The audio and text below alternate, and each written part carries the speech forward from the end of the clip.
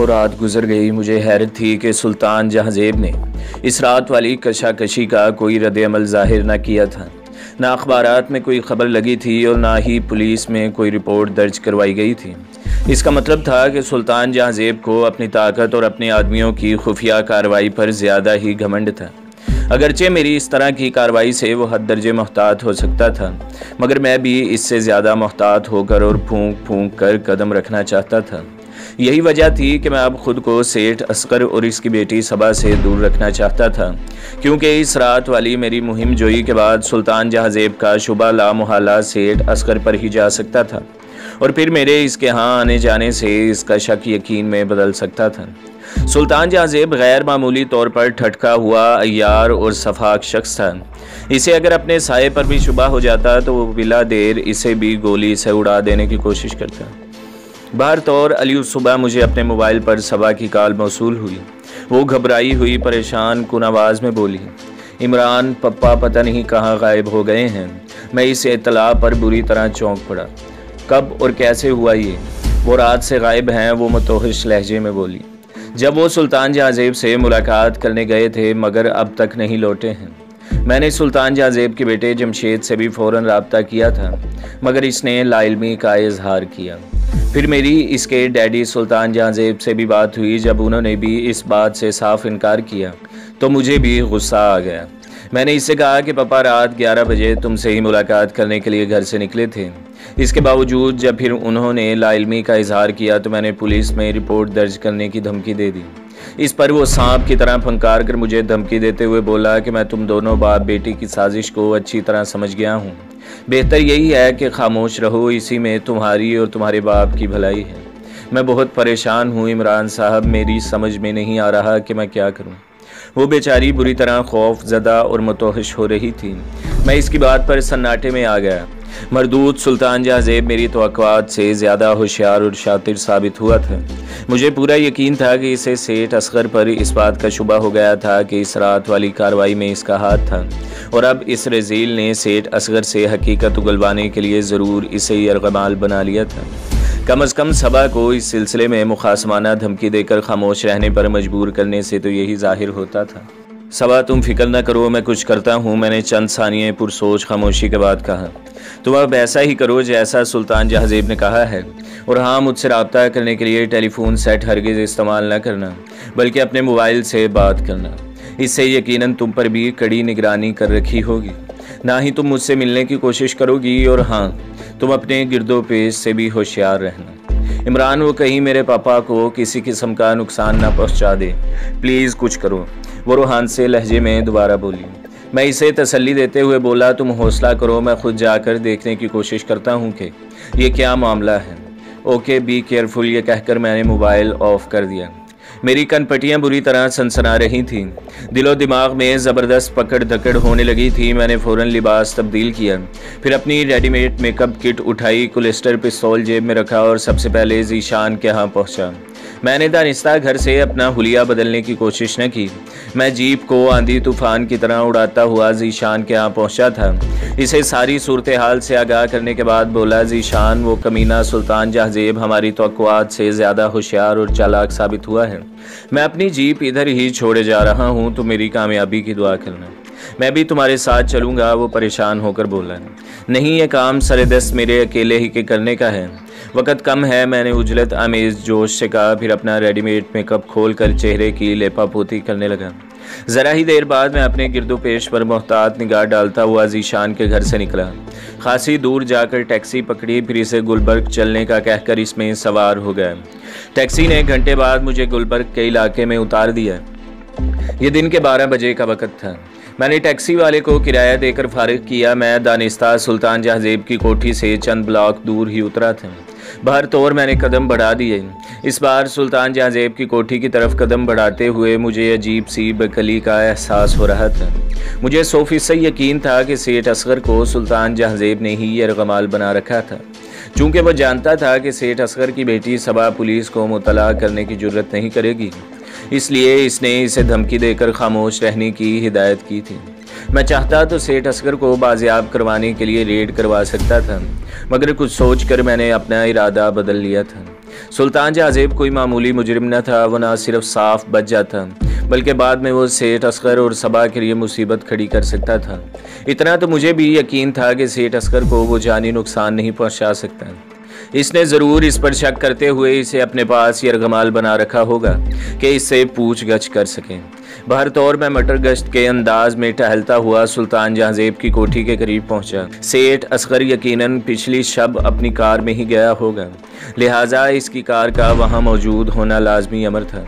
मैं जैसे ही मतलूबा कोठी के करीब से गुजरने लगा तो कोठी का आहनी गेट खुल गया। एक कार अंदर से बरामद हुई। मैं रुका नहीं और बज़ाहिर लापरवाहियाना अंदाज में आगे बढ़ते हुए एक झुटकी हुई निगाह कार पर डाली और चौंक पड़ा। कार में वो दोनों खबीस बाप बेटे मौजूद थे। कार जन से मेरे करीब से गुजरी। मैंने खुले गेट से बज़ाहिर सरसरी अंदर देखा था। वहाँ मुझे कोई गाड़ी खड़ी नज़र न आई। मैं आगे बढ़ गया। आहनी गेट खुदकार तरीके से बंद होता चला गया। बावर्दी और मुसल्ले गार्ड वहाँ चौकस खड़े थे। दोनों बाप बेटों के कोठी से रवाना होते ही अब अजीब मुखमसे का शिकार हो गया था।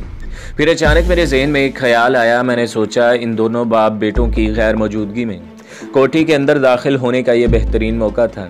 लेकिन मैं अब ये सोच सोच कर परेशान हो रहा था कि आखिर सेठ असगर का उन्होंने क्या किया होगा, वो कहाँ होगा। पहली बार इसकी तरफ से मुझे तफक्कुर-आमेज़ तशवीश लाहक होने लगी थी। मैं अब इन अवामल पर गौर करने लगा कि आया सुल्तान जहाज़ेब सेठ असगर को जानी नुकसान पहुँचाने की हिम्मत कर सकता था या नहीं। अगर खुदा न खास्ता वो ऐसा ख़तरनाक या जानलेवा कदम इसके ख़िलाफ़ उठाते भी है तो क्या दोनों बाप बेटों के वसी तर मफाद में ये बात मुनासिब होती? शायद नहीं। बैक वक्त मेरे दिलो दिमाग ने गवाही दी, क्योंकि अगर ये लोग सेठ असगर को किसी किस्म का जानी नुकसान पहुंचाने की कोशिश करते हैं तो इनके हक़ में सूरत हाल बिगड़ सकती है। इसलिए कि ये बात सुल्तान जहाज़ेब भी जानता था कि सेठ असगर की बेटी सबा को अच्छी तरह मालूम था कि इसका बाप पिछली शब सुल्तान जहाज़ेब से ही मिलने गया था। लिहाजा इसे जैसे ही ये पता चलता कि इसके बाप का खुदा न खास्ता खून कर दिया गया है तो वो यकदम मुश्तिल होकर इसके ख़िलाफ़ पुलिस में रिपोर्ट दर्ज करवा सकती थी। यूँ जमशेद भी सबा को हासिल करने से महरूम हो सकता था। लिहाजा इस तरफ से बेफिक्र होने के बाद मैं मुतमईन हो गया। अचानक मेरे मोबाइल की मुतरन्नम गुनगुनाहट उभरी। मैंने चलते चलते चौंक कर जेब से मोबाइल निकाला तो स्क्रीन पर सबा का मोबाइल नंबर देखकर बुरी तरह सटपटा गया। इमरान पापा घर आ गए हैं। मगर अचानक इसकी आवाज़ कपकपा सी गई। हाँ हाँ बोलो सबा, अंकल ठीक तो है ना? तुम चुप क्यों हो गई? मैंने जल्दी से पूछा। आप आ सकते हैं, सबा ने अचानक पूछा। मैं समझ रहा था कि ज़रूर कोई गैर मामूली वाक़या पेश आ चुका है जिसकी तफसील बिलमशाफा ही कही जा सकती है। चुनांचे मैंने फ़ौरन हामी भर ली और साथ ही इसे बता दिया कि मैं अपनी असल शक्ल में नहीं होऊंगा। बहर तौर इस काल के बाद अब मेरा यहाँ मटर गश्त करना बेकार ही था। मैं सेठ असगर से बिलमुशाफा मिलना चाहता था। मैंने दोपहर 4 बजे की मुलाकात तय की और वापस लौट गया। मुकर्ररा वक़्त पर मैं सारंग हाउस पहुंच चुका था। करीब करीब से मुतमईन होकर मैं अंदर दाखिल हो गया। चौकीदार मुझे ना पहचान सका, मगर सबा ने इसे हिदायत कर रखी थी। वो मुझे सीधा ड्राइंग रूम में ले गया। ज़रा ही देर बाद सबा हैरानो परेशान नमूदार हुई। मैं उठ खड़ा हुआ। सबा, खैरियत तो है ना? अंकल कहाँ हैं? मैंने बेचैनी से पूछा। आओ मेरे साथ। वो मेरी बात का जवाब दिए बगैर बोली और एक मुल्हिका कमरे के दरवाजे की तरफ बढ़ गई। मैं इसके अकब में हो लिया। मैं सबा के अकब में चलता हुआ मज़कूरा कमरे में पहुंचा तो बुरी तरह ठठक गया। सामने एक जहाज़ी साइज़ बेड पर मैंने सेठ असगर को लेटे हुए पाया। इसकी हैबत गुज़ाई को देखकर साफ महसूस हो रहा था कि इसे बुरी तरह तशद्दुद का निशाना बनाया गया है। सबा इसके सिराने टिक कर बैठी थी। इसने सेठ असगर को फर्स्ट एड दे दी थी। सेठ असगर मुझे देखकर उठने की कोशिश करने लगे, मगर मैंने उन्हें उठने से मना कर दिया और इनकी चोटों का बगौर जायज़ा लेते हुए पुरतशवीश लहजे में बोला, यह आपकी हालत किसने की है? सेठ असगर ने दांत भींच कर कहा, इस कमीने सुल्तान जहाज़ेब ने मेरी ये हालत की है। यूँ समझो मैं इसके हाथों मरते मरते बचा हूँ। इसकी बात पर मेरी पेशानी पर शिकनों का जाल फैल गया। मगर क्यों? मरदूद ने आपके साथ ऐसा इंसानियत सोच सलूक क्यों किया? मैंने हैरानो परेशान लहजे में पूछा। सेठ असगर ने मुझे सामने दरी कुर्सी पर बैठने का इशारा किया। मैं खामोशी से वहाँ बैठ गया। इसे मुझ पर शुबा हो रहा था कि मैंने वो सबूत जिनकी वजह से वो मुझे ब्लैकमेल कर रहा था, इसके कब्ज़े से हासिल करने के लिए किसी किराए के कातिल की खिदमत ली थी। वो नकाहत की वजह से ज़्यादा नहीं बोल पा रहा था। क्या आप मुझे शुरू से सारी तफसील बता सकते हैं? मैंने पूछा तो उन्होंने पहले एक लंबी सांस खींची, फिर कहना शुरू किया।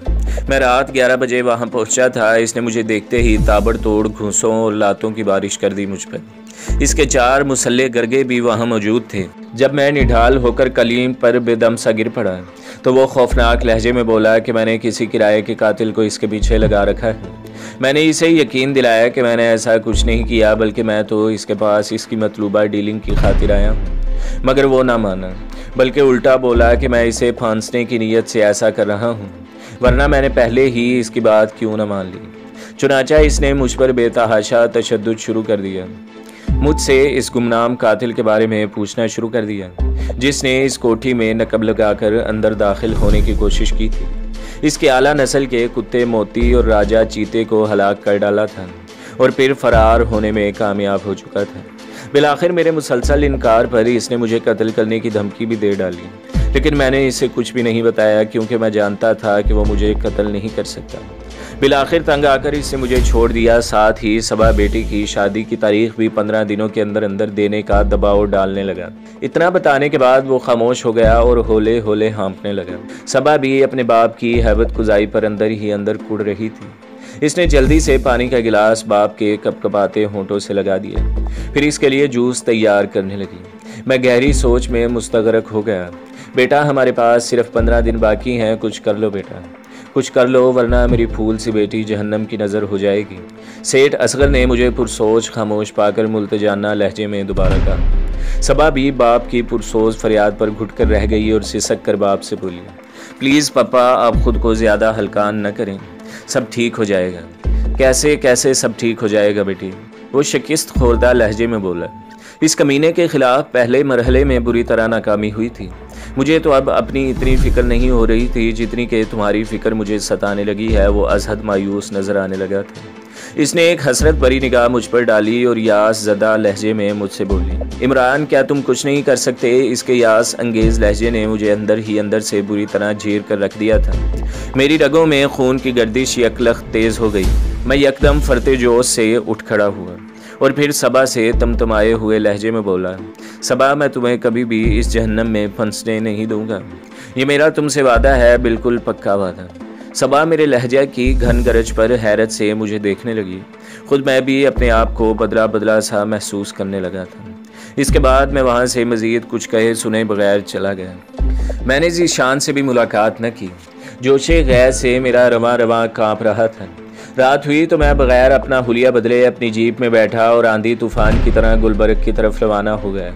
मैंने अपनी जीप सीधी सुल्तान जहांजेब की कोठी के गेट के करीब ले जाकर रोकी और नीचे उतर आया। मैं इस वक्त कैप्टन की वर्दी में था। मुसल्ले गार्ड्स मुझे देखकर ज़रा ठटक से गए। मुझे सुल्तान जहांजेब से मिलना है, मैंने सपाट लहजे में एक बावर्दी गार्ड से कहा। आप अंदर तशरीफ़ लाएँ, मैं उन्हें ख़बर करता हूँ। इसने मेरी जीप और वर्दी से मरूब होकर कहा और फिर मुझे अंदर ले जाकर एक शाहाना तर्ज के ड्राइंग रूम में बिठा दिया। ज़रा देर बाद सुल्तान जहांजेब नमूदार हुआ। इसके हमरा इसका चमरख सा बेटा जमशेद भी था। 3 अदद मुसल्ले गार्ड्स भी वहाँ आन मौजूद हुए। मुझे देखकर सुल्तान जहांजेब के चेहरे पर पहले तो उलझन आमेज़ तासुरात उभरे थे, फिर वह जल्दी से इन तासुरात को दोस्ताना मुस्कुराहट में बदलते हुए मुझसे मुखातिब होकर बोला, कैप्टन इमरान साहब, आप कैसे आना हुआ? मेरा ख्याल है मैंने आपको कहीं देखा है। मैं इसकी तरफ सर्द नज़रों से तकते हुए उठ खड़ा हुआ और इसके मुसाफे के लिए बढ़ते हुए हाथ को ज़रा सख्ती से भेंच कर खुश्क लहजे में बोला, यकीनन आपने मुझे देखा होगा। फिर मैं खड़े खड़े इसके चेहरे पर बगौर अपनी नज़रें जमाई। मुझे आपसे बहुत ज़रूरी बात करनी है। इतना कहकर मैंने करीब खड़े इसके मुसल्ले गार्ड्स की तरफ देखा। सुल्तान जहांजेब मेरा इशारा भांप कर चंद सानिये उलझन में सोच में पड़ गया। फिर इसने इशारे से वहाँ मौजूद अपने तीनों गार्ड्स को वहाँ से जाने का इशारा किया। जब वो तीनों खामोशी से सर झुकाए बाहर निकल गए तो मैंने फुर्ती से अपना कुलिस्टर निकाल लिया और चश्मे ज़दन में अपने करीब खड़े सुल्तान जहांजेब की गर्दन के गिर्द अपने एक बाजू का शिकंजा कसते हुए कुलिस्टर की नाल इसकी कनपटी से लगा दी और खौफनाक गुर्राहट के साथ बोला, सुल्तान, तुमने इन दोनों बाप बेटियों को बहुत ब्लैकमेल कर लिया। तुम क्या शय हो, मैं तुम्हारी असलियत अच्छी तरह जानता हूँ। वो सबूत मेरे हवाले कर दो, वरना मैं गद्दार वतन को इसी लम्हे मौत के घाट उतार दूँगा। सुल्तान जहांजेब का चेहरा एक लम्हे को सन्नाटे में आ गया। फिर इसके चेहरे पर खौफ की हल्की सी रमक उभरी। इसके बाद इसका चेहरा बिल्कुल सपाट हो गया। फिर वो सरसराती आवाज़ में बोला, मैं तुम्हें भी अच्छी तरह जानता हूँ कैप्टन इमरान, तुम ये अच्छा नहीं कर रहे हो।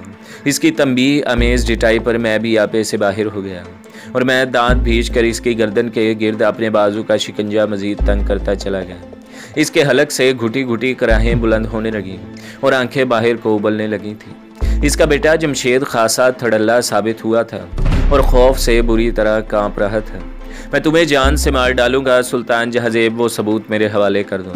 मैंने दोबारा खौफनाक और राहट के साथ कहा तो इसका बेटा अपने बाप से खौफजदा लहजे में बोला, डैड आप प्लीज़ इसकी बात मान लें वरना ये आपको मार डालेगा। मैंने भी सुल्तान जहाज़ेब की गर्दन से अपने बाजू का दबाव ज़रा कम कर दिया तो वो हाँपती हुई आवाज़ में बोला, अभी देता हूँ, अभी देता हूँ। चलो फिर अपने बेटे से कहो वो सबूत इधर ले आए। मैंने दरिश्त लहजे में कहा, ये नहीं निकाल सकता, वो मेरी ख्वाबगाह के लाकर रूम में रखे हुए हैं। वो बोला, चलो फिर। मैंने कहा और इसके बेटे को भी आगे लगने का कहा। मैं अब इन दोनों बाप बेटों को ख्वाबगाह में ले गया। एक जानब कद आदम लोहे की अलमारी थी। सुल्तान जहाज़ेब को छोड़कर मैंने इसके बेटे की गर्दन जकड़ ली थी और इसे अपनी गन पॉइंट पर रख लिया था। इसका बेटा जान के खौफ से थर थर काँप रहा था, बल्कि मैं ये देखकर चौंक भी पड़ा कि इसके जिस्म को हल्के हल्के झटके भी लग रहे थे। सुल्तान जहाज़ेब अपने बेटे की हैबत गुज़ाई पर परेशान होकर मुझसे बोला, इसे छोड़ दो, ये दिल का मरीज़ है, कहीं खौफ से इसका हार्ट अटैक ही ना हो जाए। तुम अपनी बकवास बंद करो और जो मैं कह रहा हूँ वो करो। मैं खामोशी के साथ यहाँ से चला जाऊँगा, मैंने खौफनाक और राहट के साथ कहा। फिर इसने होंठ भेजते हुए अलमारी खोली और अंदर नसब काहिनी सेफ में से बड़ा खाकी लिफाफा निकाल कर मेरी तरफ बढ़ा दिया। मैंने इसे खोल कर देखा और अच्छी तरह मुतमईन होने के बाद मैंने वो लिफाफा अपनी जेब में रख लिया। फिर इसके बाद मैंने सुल्तान जहाज़ेब को दीवार की तरफ मुंह करके खड़े होने का दृष्ट हुक्म दिया और फिर खुद पूरी अलमारी की तलाशी लेने लगा, मगर वहाँ कुछ भी ना मिला। मेरे जी में तो आई कि सुल्तान जहाज़ेब से इसके खुफिया तहखानों का भी पूछूं, मगर फिर यह सोच कर अपना इरादा बदल डाला कि सरदस्त इतनी ही कामयाबी काफ़ी है। फिर इसके बाद मैं इसके बेटे को गन पॉइंट पर रखे हुए बाहर गेट तक आ गया। इसके मुसल्ले गुर्गों ने ये देखा तो एकदम अलर्ट हो गए और मुझ पर अपनी गन्नें तान ली, मगर सुल्तान जहाज़ेब ने हज़ियानी आवाज़ के साथ उन्हें मुखातिब करके चिल्लाकर कहा, इसे जाने दो, इसके सर पर खून सवार है, ये मेरे बेटे को मार डालेगा। मुसल्ले गार्ड्स ने अपनी गन्नें नीचे फेंक दी। मैं बाहर आ गया, जीप स्टार्ट की और जमशेद को एक तरफ धक्का देकर मैंने जीप एक झटके से आगे बढ़ा दी। अब मैं आंधी तूफान की तरह जीप सारंग हाउस की तरफ दौड़ाए जा रहा था। सारंग हाउस पहुंचकर मैंने वो लिफाफा सेठ असगर और इसकी बेटी सबा को दिखाया तो वो दोनों बाप बेटी के चेहरे पर हैरत अमेज़ खुशी के गैर यकीनी तासुरात उभरे थे। अंकल अब इन सबूतों को फ़ौरन नजर आतिश कर डालें और इसी वक्त पुलिस हेडक्वार्टर से चंद अहलकार हायर कर लें, बल्कि सुल्तान जहाज़ेब के ख़िलाफ़ कोर्ट में रिट भी दाखिल कर दें कि आपको इससे जान का ख़तरा लाहक है। इस तरह ये बात ऑन द रिकॉर्ड हो जाएगी और फिर सुल्तान जहाज़ेब आपका कुछ भी नहीं बिगाड़ पाएगा। सबा के खुशी के मारे आंसू निकल पड़े। सेठ असगर ने मुझे फरते जज्बात से मगलूब होकर अपने सीने से लगा लिया। इमरान, मैं तुम्हारा ये एहसान कभी नहीं भूल पाऊंगा और ना ही मैं तुम्हारा ये एहसान उतार सकूंगा। सबा ने ममनूनियत भरी निगाहों से मेरी तरफ देखा तो मैं इसके बाप सेठ असगर से पुरमुतानद लहजे में बोला, अंकल मैंने अपना वादा पूरा कर लिया है, अब आप अपना वादा मत भूलिएगा, क्योंकि मैं जिस तरह सुल्तान जहाज़ेब जैसे ख़तरनाक आदमी पर हाथ डाल सकता हूँ तो आपको भी मैं नहीं छोड़ूंगा। बेटा, एक बाप के लिए औलाद से बढ़कर और क्या चीज़ होती है। मैं अपनी बेटी के सर पर हाथ रखकर कसम खाता हूँ कि आइंदा मैं सिर्फ हलाल रोज़ी कमाऊँगा, मैं अपना बिजनेस ही सिरे से तब्दील कर दूँगा। इसने अपनी बेटी सबा के सर पर हाथ रखकर कसम उठाते हुए पुरअज़म लहजे में कहा। वैसे इमरान बेटे, मुझे अभी तक यकीन नहीं आ रहा कि तुम सुल्तान जहाज़ेब जैसे ख़तरनाक भेड़िए की कुछार में घुसकर इसे ज़ेर कराए हो। अंकल, राहे हक में चलने वालों के साथ अल्लाह की ताकत शामिल हो जाती है और मैं बातिल के ख़िलाफ़ जो भी कदम उठाता हूँ इस भरोसे से उठाता हूँ कि अल्लाह की ताकत मेरे साथ है। आफरीन है बेटा तुम पर, तुम वाकई ना सिर्फ बहादुर और दलेर आर्मी अफसर हो बल्कि एक नेक और अच्छे इंसान भी हो। सेठ असगर मुतासिर कुन लहजे में बोला। मैंने आखिरी निगाह सबा के चेहरे पर डाली। वो यकटक गहरी निगाहों से मेरी तरफ ही तके जा रही थी। मैं दोनों को विश करके वहाँ से वापस लौट आया, घर पहुँचा और अपने बिस्तर पर दराज हो गया। मैं अपनी कामयाबी पर बहुत खुश था। सबा का तशक्कुर भरा चेहरा बार बार मेरी निगाहों के सामने रक्सां हो रहा था। इसे खुश देखकर मुसीबत से निकाल कर मुझे यकगोना मुसरत का एहसास हो रहा था। इसकी गहरी गहरी निगाहों से यकटक मेरी तरफ देखते रहना मुझसे भुलाए नहीं भूल रहा था। मैं अब सुल्तान जहाज़ेब के ख़िलाफ़ ऐसी ही एक फ़ैसला कुन कार्रवाई करना चाहता था ताकि इसकी वतन फ़रोश असलियत को बेनकाब कर सकूँ। अगरचे आज वाले वाक़े के बाद वो मेरी तरफ से हद दर्जे मोहतात हो चुका होगा, मगर मैंने भी पक्का तहिया कर लिया था कि इसे हरगिज़ नहीं छोड़ूंगा और बदस्तूर इसकी खुद ज़ाती तौर पर CID करता रहूँगा और आखिरकार इसे रंगे हाथों छाप कर ही रहूँगा। रात दबे पाँव गुजर रही थी। बाला सो चुका था। अम्मा बहन सुल्ताना दूसरे कमरे में सो रही थी। मैं अपने कमरे में बिस्तर पर लेटा था, मगर जाने क्या बात थी कि नींद मेरी आंखों से कोसों दूर थी। रात के कोई 12 बजे का वक्त हो रहा था कि अचानक एक आहट पर मैं बुरी तरह चौंका। दूसरे ही लम्हे मुझे पहले से ज़्यादा गड़बड़ का एहसास हुआ। फिर अभी मैं संभलने भी नहीं पाया था कि मुझे अम्मा और बहन सुल्ताना की चीखों की आवाज़ सुनाई दी और अगले ही लम्हे गोलियों की भयानक तड़तड़ाहट उभरी। मैं जैसे एक लम्हे को सन्नाटे में आ गया और फिर दूसरे ही लम्हे जैसे मेरी रगों में पारा दौड़ गया। मैं बिस्तर से उछला और दीवार पर टंगी जॉर्जेट से आहनी कोलेस्टर निकालकर तूफानी बगोले की तरह दरवाजे की तरफ बढ़ा। अभी मैं दरवाजे के करीब पहुंचा ही था कि अगले ही लम्हे मुझे 3 मुसल्ले नकाबपोश नजर आए, जिन्होंने मुझे देखते ही अपनी गन्नों के मुंह खोल दिए थे। मैं चूँकि बरवक्त इनकी खौफनाक जद से खुद को बचा सका था, इसलिए गरजती हुई गोलियां कमरे के सामने वाली दीवार पर जनाजट की आवाज़ से पेवस्त होती चली गईं। मैंने लपक कर इन पर तले ऊपर 2-3 फायर झोंक दिए। 2 खूनी नकाबपोशों के हलक से करीश चीखें बरामद हुई थीं, मगर वो महज जख्मी हुए थे। फिर वो तीनों हटकर सेहन की तरफ दौड़े, मगर इस तरह के अकब में मुझे अपनी जगह महफूज करने की गरज से फायरिंग भी जारी रखे हुए थे। फिर चंद लम्हों बाद ही वो तीनों खूनी नकाबपोश आंधी तूफान की तरह गायब हो गए। मैं अम्मा और बहन के कमरे की तरफ बढ़ा। फर्श पर इकबाल उर्फ बाला खून में लथपथ पड़ा था, जबकि 2 चारपाइयों पर अम्मा और बहन को मैंने खून की छपड़ी में पड़े हुए पाया। मेरे अंदर वहशतों के सन्नाटे चीख उठे और आंखों में बेपनाह वहशत सिमट आई। मैं हजियानी चीख के साथ अम्मा और बहन की खून आलूद लाशों की तरफ बढ़ा। खूनी नकाबपोशों ने इन तीनों को गोलियों से छलनी करके रख दिया था। बाला भी ख़त्म हो चुका था। मेरा जैसे सब कुछ ख़त्म हो गया था। मेरा दिल खून के आंसू रोने लगा था। मेरी वहशी लहू रंग आंखों में सुल्तान जहाज़ेब की सूरत उभरी। मैं तुझे जिंदा नहीं छोड़ूंगा खूनी भेड़िए, मैं हज़ियानी अंदाज में हलक के बल चीखा। फिर चंद सानिये बाद मैं अपनी जीप में बैठा आंधी तूफान की तरह इसकी गुलबर्ग वाली कोठी की तरफ उड़ा जा रहा था। निसफ रात के इस पहर में सड़क दूर तक वीरान और सुनसान थी। यही सबब था कि मैं निसफ घंटे के अंदर अंदर सुल्तान जहाज़ेब की कोठी पर जा पहुंचा। वहां मुसल्ले गार्ड्स को पहले ही चौकस खड़े देखकर मैं समझ गया कि सुल्तान जहाज़ेब को मेरी आतिश मिजाज फितरत के बारे में बखूबी अंदाज़ा था, इसलिए पहले ही इसने अपनी गार्ड्स को चौकस कर दिया था। मगर मैंने करीब पहुंचते ही वराना वार अपने कोलेस्टर से फायरिंग डाल दी। वो चारों मुझे देखते ही बसरत आहनी गेट के अंदर बने कैबिन में जा घुसे और इसके मेहराबी खानों से मुझ पर फायरिंग शुरू कर दी।